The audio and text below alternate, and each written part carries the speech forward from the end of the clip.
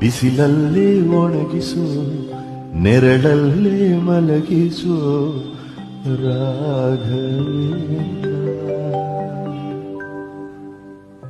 ಬಿಸಿಲಲ್ಲಿ ಕೆಂಪಾಗಿ, ನೆರಳಲ್ಲಿ ತಂಪಾಗಿ ನಗು ನಗುತ್ತಾ ಇರುವೆ. ಈ ಸಾಲಲ್ಲಿದೆ ನೋಡಿ, ನಗು ನಗುತ್ತಾ ಇರುವೆ. ನಾವೆಲ್ಲರೂ ಎಷ್ಟು ಹೊರೆಯನ್ನು ಹೊರ್ತೀವಲ್ಲ ತಲೆ ಮೇಲೆ. ಅಯ್ಯೋ ಹಿಂಗಾಗ್ಬಿಡ್ಬೇಕು, ಹಂಗಾಗ್ಬಿಡ್ಬೇಕು, ಅಯ್ಯೋ ಅದು ಬಂದಿಲ್ವಲ್ಲ, ಅಯ್ಯೋ ಇದು ಹಿಂಗಾಗಿಲ್ವಲ್ಲ, ಅಯ್ಯೋ ಮೊಸರು ಹೆಪ್ಪಾಗಿಲ್ವಲ್ಲ. ಯಾವುದು ಏನೇ ಆಗಲಿ, ನನಗೊಮ್ಮೆ ಯಾರೋ ಒಂದು ಬಹಳ ಸುಂದರವಾದ ಮಾತನ್ನು ಹೇಳಿದ್ರು. ನಿಮಗೆ ಭಗವಂತನ ಮೇಲೆ ನಂಬಿಕೆ ಇದ್ದೂ ಕೂಡ ನೀವು ಚಿಂತೆ ಮಾಡ್ತೀರಿ ಅಂದ್ರೆ ನೀವು ಭಗವಂತನ ಇನ್ಸಲ್ಟ್ ಮಾಡ್ತಾ ಇದ್ದೀರಾ ಅಂದ್ರೆ. ಎಂಥ ಸುಂದರವಾದ ಮಾತು.